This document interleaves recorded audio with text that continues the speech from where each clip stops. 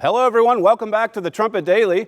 Among all the tumultuous headlines that we've been seeing lately, one of the biggest has been about the conflict between Palestinian terrorists and the Jewish nation of Israel. We've seen a lot about the ongoing conflict in Gaza and about the world's reaction to the Jews. And that reaction has been overwhelmingly negative. But did you know that this trend in anti-Semitism has been going on for a while now?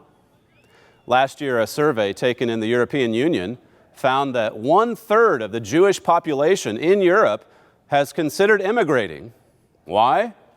Because they fear the rising anti-Semitism.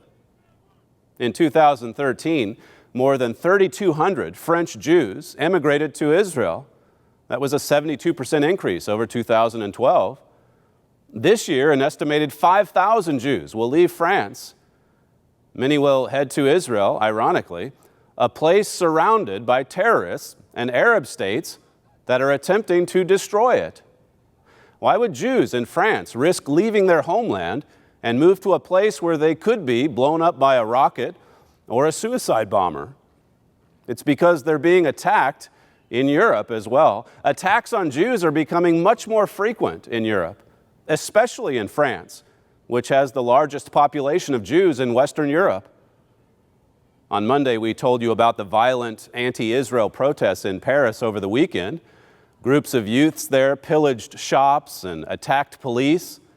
And then yesterday, there were more demonstrations that also turned violent. And everyone, especially the Jews, knows that these are not isolated incidents. The Washington Post recently identified what it calls the new anti-Semitism, and then named 4 causes: scapegoating amid hard economic times, the growing strength of far-right nationalists, the deteriorating relationship between Black Europeans and Jews, and the increasing tensions with Europe's surging Muslim population. Now, these are certainly contributing factors, but this anti-Jewish sentiment goes much deeper than a recession or an election or even demographics. This hatred goes back generations.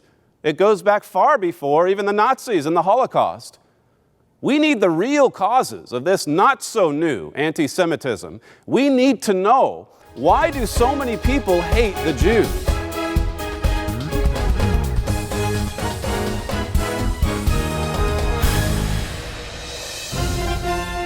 This gospel of the kingdom will be preached in all the world. And he said unto me, you must prophesy again.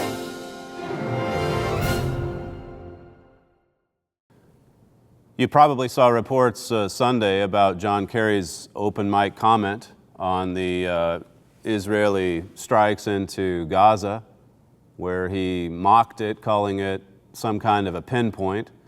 And of course, that's what the world expects Israel to do. Those that come forward and say that they have a right to defend themselves, it's only a right to a point. It has to be a pinprick, basically, a pinpoint, and that's it. Anything more, and the world gangs up on Israel and applies intense pressure. Mr. Kerry also said in that comment that we need to get over there and do something, and I think even the comment itself reveals that trip to Israel that he made this past week, I mean, it was his doing. It wasn't by invitation of the Israeli government, not even by Egypt. And then when he got there, things didn't exactly work out so well.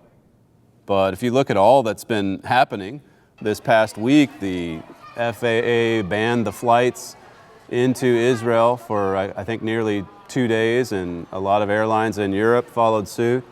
And this really punished Israel more than it did Hamas. I mean, Hamas is the one that aimed the missile toward Ben Gurion Airport, and then it's the Israeli economy that suffers because of that decision.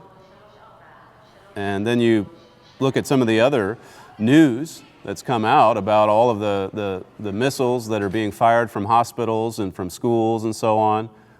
There was a stash of weapons found in the UN office there in Gaza, and the UN didn't want the missiles there in its facility, and so they promptly called the the Gaza police to come and take them. They called Hamas, in other words, to come get their missiles and to use them elsewhere, presumably. And this is the organization that the United States fully supports and funds. There was an exchange at the State Department this past week regarding that incident at the UN facility. Let me just play a clip for you from that. I asked you a question yesterday about the rockets that they had found in the school, and if you knew what they did with them after they had found them. Now, apparently there have been some more found today. Do you have an answer to the question? I wasn't aware of those found today, but I got a little more information about what you asked me about yesterday. A few points on this. Obviously, UNRWA is a humanitarian organization operating in a very difficult operating environment. That's particularly acute in Gaza, obviously, where there's an active and ongoing conflict. In terms of what happened to them, UNRWA has told us that they asked the local police to remove the rockets from the school. We recognize that this was not an acceptable outcome, and we are consulting closely with UN leadership, with UNRWA, the Israeli government, and the Palestinian Authority to develop better options available in the event of future incidents. Again, it's important to remember that UNRWA is a humanitarian relief organization. It's not a peacekeeping mission equipped to deal with a kind of situation where you find rockets. That's not their mandate. We also urge UNRWA to continue to be as transparent as possible about this issue. They will have more details on it, but that's what I know as of right now. Well, is it your understanding that by local police, that was Hamas? I think right? they can better speak to who specifically in the local police. I don't have more information than that. But if you say it was if the outcome was not acceptable, it would appear that that UNRWA gave these missiles back to their owners. They have told us they went to the local police. I will leave it to UNRWA to provide more details about who that was. I just don't have those details, Matt. Is there? I just don't have them.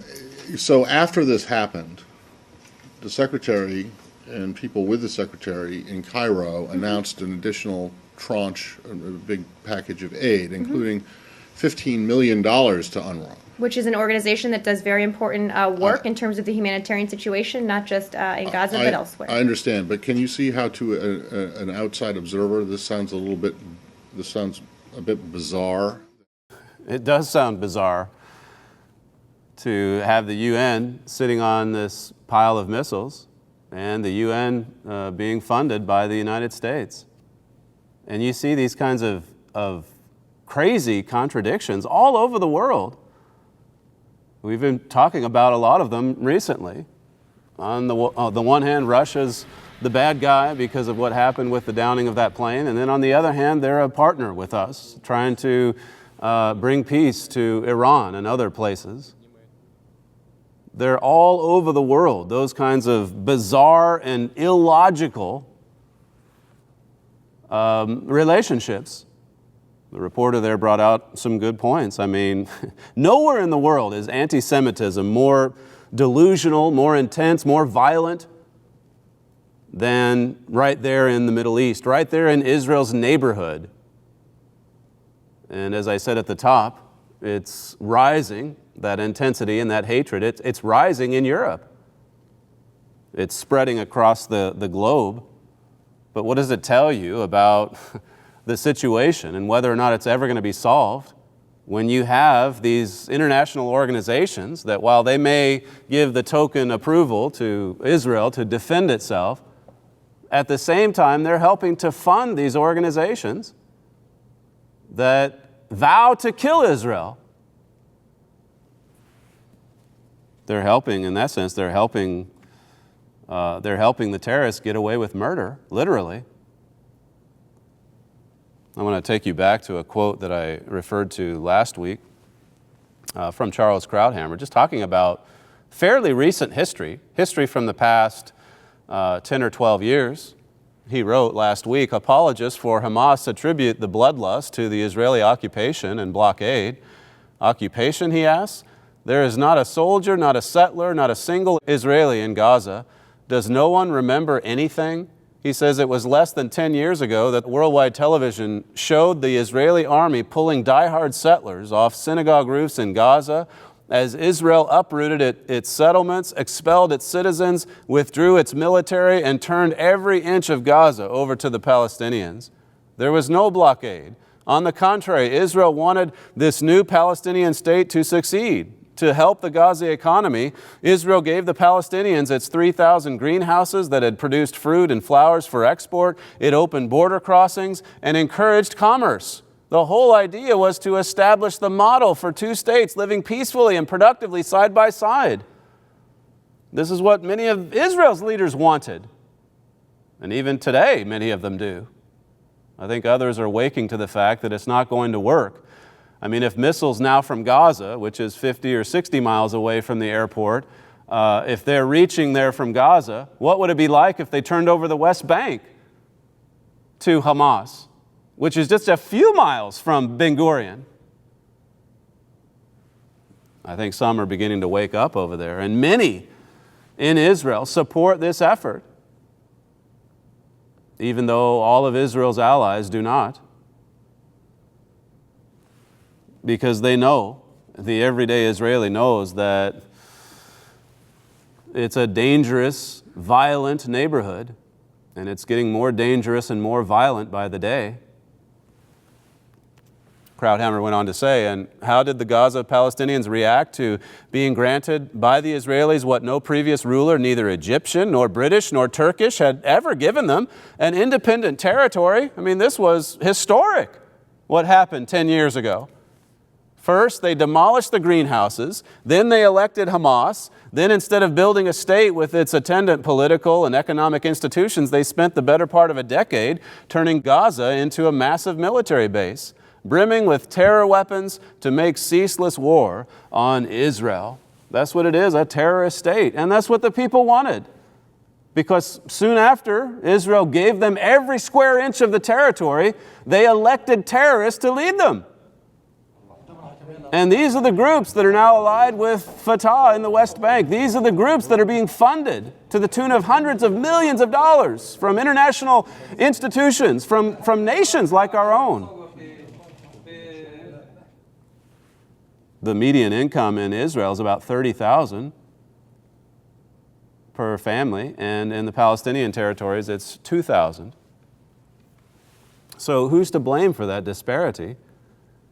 Is it the Israelis who left every square inch of Gaza? Or is it the leadership that the Palestinians in Gaza themselves elected? I suppose there's other factors that contribute. But look, the people elected a terrorist organization to lead them. They got what they wanted, and that terrorist organization is continuing on with its mission, which is to destroy Israel entirely. And so they fire rockets ceaselessly, incessantly. And as long as it's 10 or 15 a day, Israel's supposed to just take it. But more recently, they ramp it up to 80, 90, 100 per day, and Israel has to retaliate. Israel has to respond. This latest escalation, it's talked about in this article just from the other day, the terrible cost of thwarting Hamas. The casualties now on the Israeli side are beginning to pile up because of how difficult it is to get in there and to remove this terrorist network, which, as has been discovered just in the last couple of weeks, is largely underground, literally.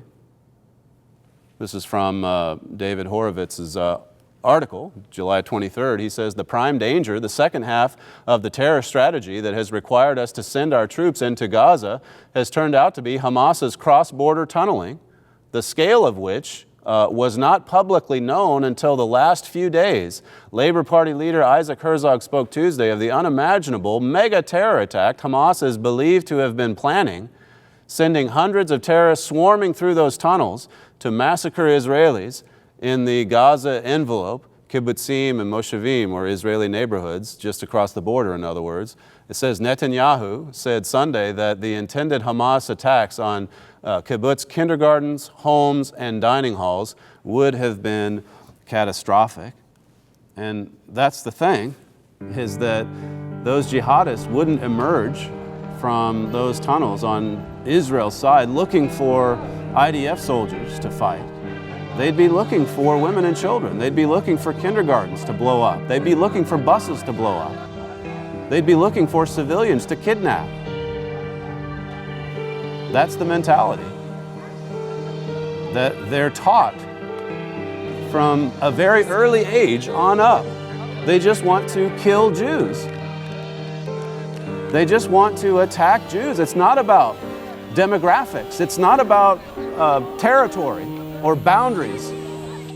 It's not about a blockade. It's about killing Jews. It's about hating Jews. And they don't exactly try to conceal that. Continuing from his column, it says, the real battle is taking place in those Gaza border neighborhoods where thousands of Israeli soldiers are searching house to house for the tunnel entrances. Dozens of openings have been found, multiple entrances to the underground passages that also have multiple exits on the Israeli side. This is why they're continuing. This is why they're sending in reinforcements and more soldiers. Because the tunnels are not only underneath Gaza City, they've found exit points in Israel. And they didn't know about this even a few weeks ago. And Israelis are shocked and terrified. There's a story of one family that lived in a kibbutz just across the border in Israel, whose children heard the digging underneath the home. These terrorists digging underneath their home, looking for a convenient point, I suppose, to create an exit. Who else would tolerate this in the world? As Israel keeps pointing out, this constant barrage of rockets, jihadists digging underneath your home, your neighborhood, with the hope that they can find an exit point so that they can go out and kill Jews. It's a frighteningly sick neighborhood to dwell right in the midst of. And yet, for whatever reason, because they're poorer or what, they're given a pass.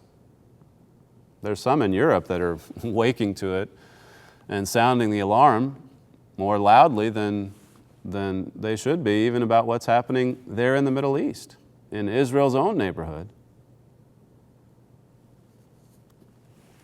Going back to Mr. Horowitz's article, it says, but Israel is paying a heavy price. Soldiers have been killed in booby-trapped buildings. 6, maybe 7 died when their armored personnel carrier was hit by an anti-tank missile in Shujaa. It says they're fighting off kidnap attempts. They report being charged by Gaza children as young as 13 wearing suicide bomber belts laden with explosives, little teenagers strapped with explosives running after Jews, running after the enemy. I'll never forget the first time I had this little 5-year-old Palestinian boy when we were visiting Nablus back in the 90s walk by and just say proudly how he hated Jews. It was shocking to hear that. But where does he get that? Where does it come from? Well, he's educated to believe that way, to think that way, from his parents and from Palestinian television, from Palestinian schools. How do you deal with that problem? How do you solve that kind of a problem? And will more international aid or open boundaries from Gaza into Israel, will that solve it? To just let Hamas stream in? Perhaps that's what American officials want, to have a southern border in Israel similar to the one here in the United States. What would Israel be like if they treated their southern border the same way that we do?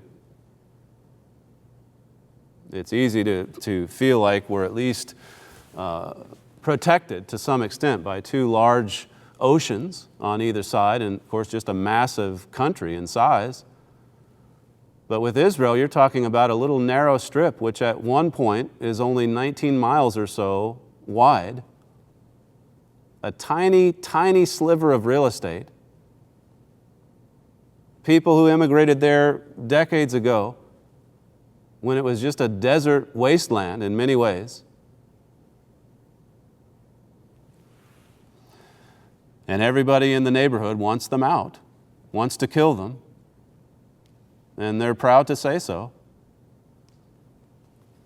Back to his column, it says, most despicably, Hamas warned civilians in Shujaa not to heed Israeli pleas to leave the area from where over 150 rockets have been fired and numerous tunnels dug.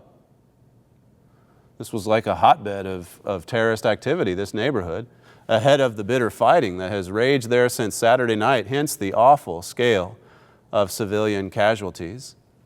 See, Israel sends in the leaflets, Israel calls cell phones, Israel warns the civilians they're coming, and Hamas forces them to stay there for the express purpose of upping the civilian casualties, because they know that it makes Israel look bad internationally. They know there'll be protests in Paris because of it. They know there's going to be protests all across London and Germany and elsewhere in Europe and all around the world. So who's abusing who? I mean, who's the one that's committing the war crimes here? It is a terrifying situation to be brought up in Gaza. If you're a Palestinian family who maybe isn't educating the children to hate Jews the way that others are, what an environment to be ruled by thugs who not only want to kill Jews, they want to kill your family so that they can make the Jews look bad. What a world we live in. And that hatred is just spreading, as I said. It's spreading. It continues here. The Hamas fighters, meanwhile, were lying in wait underground, preparing to ambush the Israeli ground forces. Well, I mean, you would expect that in war, I suppose. But look, they want to kill their own people. Who cares more about civilians in Gaza? I mean, there's a bigger problem to address here, of course. But if you just want to narrow it down to a Jew versus Hamas thing, who cares more about those civilians in Gaza? He says in his column, Hamas is still resisting calls for a ceasefire. Notice this, an important point he makes. Why would it stop when its popularity is high among Gaza residents for its resistance, quote unquote, to hated Israel? And when it cares not a whit for the fate of those self-same Gazans. He says 100 dead Israelis, even at the price of thousands of dead Gazans, would constitute victory in its eyes. Why stop when it's being urged on by tens of thousands of demonstrators around the world, some suffering a surfeit of passion and a deficit of common sense, some consumed by hatred of Israel, a hatred for Israelis, for Jews. And they don't even know why. They don't even know where it comes from. They just follow the mob. And really, it's increasing even here in this nation, particularly at our university campuses. They're taught that by left-wing professors, just like those little children in Gaza and the West Bank are taught that by their educators and by their TV programs. And so the news covers it a certain way, and of course, the protesters show up, talking about how hateful the Jews are in all of this. There's, as I said, some EU foreign ministers that are calling for Hamas to be disarmed. And it may be that, as Horowitz suggests in his article, that they are alarmed seeing what's happening in their nation, in France, for instance. Who knows why, but I mean, they're, at least with what they're saying verbally, they're talking even stronger than the United States officials, who repeatedly talk about restrain yourself, don't escalate the situation. We'll allow a pinprick, but beyond that, you've got to pull back, and then let us get in there and fund the UN, let us send in the humanitarian aid, and let the authorities in Gaza return to helping those poor people. And then they never do. They'll start digging more tunnels. How do you stop this? Where does it end? How is it going to end when one of these organizations finally gets a pretty sophisticated weapon? What happens when Iran gets the weapon? They've said the same things about Israel that Hamas has said. The Supreme Mullah over there said just today that the Palestinians in the West Bank need the same weapons that they have in Gaza. That's what he's hoping for. That they'll get their state in the West Bank, or combined, however, with Gaza, and then the missiles can spread over to the hills just above the Ben Gurion airport, the hills just above Jerusalem and Tel Aviv.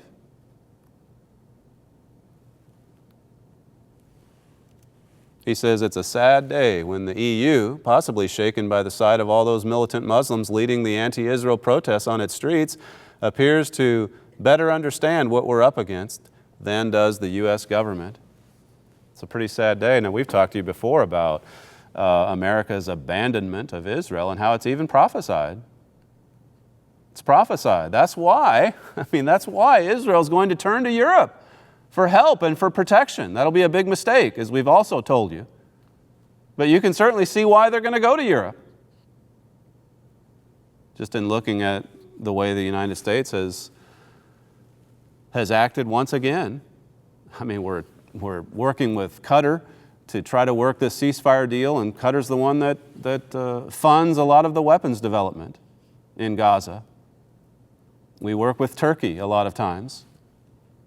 And Turkey's being led by the most blatantly anti-Semitic leader in the Middle East. Makes no bones about it. He's proud of it. And these are the ones that are going to somehow draw up the terms for a ceasefire? Do you think they're really concerned about Israel's interests? They're cheering for Hamas. They're cheering for Hamas. And more in the world community are doing the very same thing. It's an upside-down world. Let's look at Romans 2, just a couple of verses here before we conclude. I'll just take you to one more quote as you turn over there. He says again, it's a sad day too when the best that the administration can manage is to tell us we have the right to self-defense rather than leading a global diplomatic offensive that champions Israel's obligation to protect itself and that musters any and every means to help its sole dependable Middle Eastern ally in that mission. It's not just about, well, okay, you can, I guess. Where's the obligation to defend your own sovereign territory? To defend your existence, in fact? Or democracy or freedom or all the things that you hear our leaders often talk about. What a world. Romans 2 here in verse 28. For he is not a Jew, which is one outwardly, neither is that circumcision, which is outward in the flesh. Then verse 29 says, but he is a Jew, which is one inwardly, and circumcision is that of the heart, in the spirit, and not in the letter, whose praise is not of men, but of God. What Paul is saying here is that the Jews really are a type of what we're to become spiritually.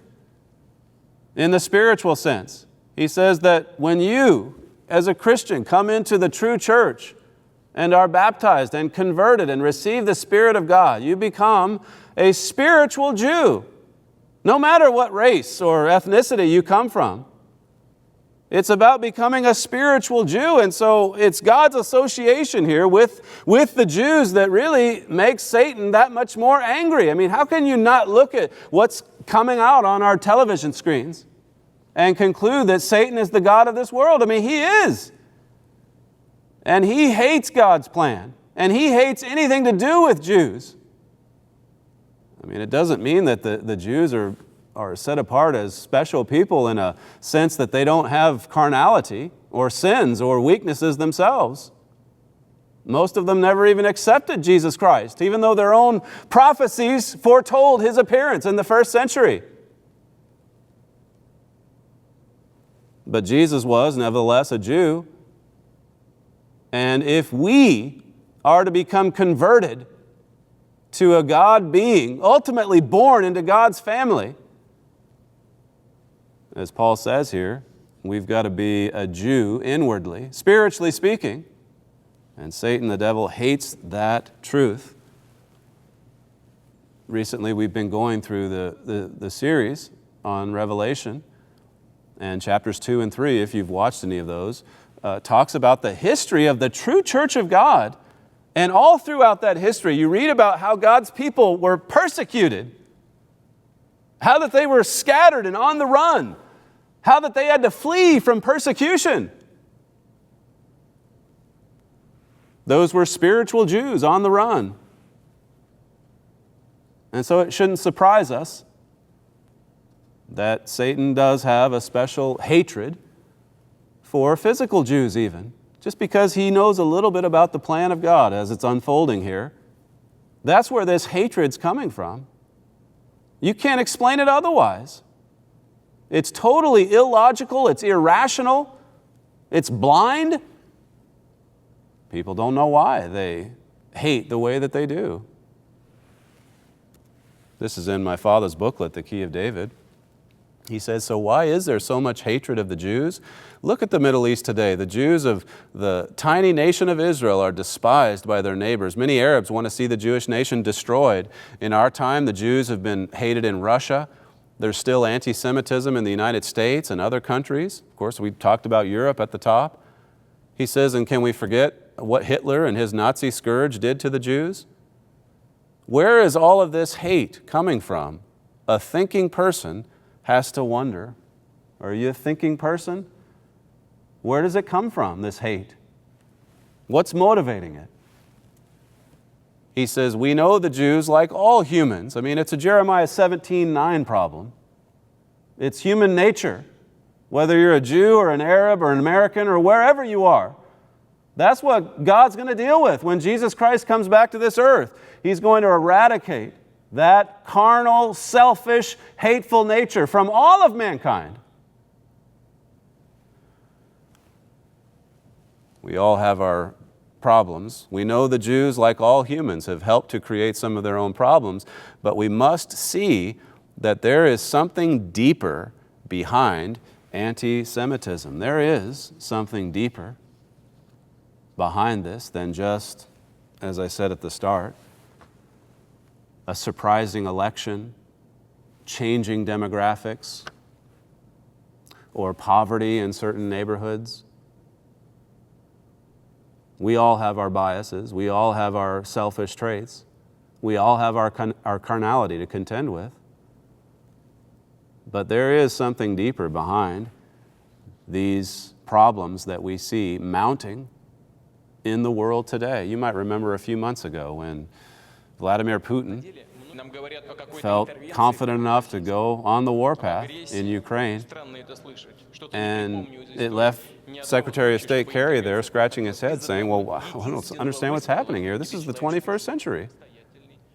I mean, we're so sophisticated and educated and modern. What is he doing? Is he going back to the 19th century or the 18th century?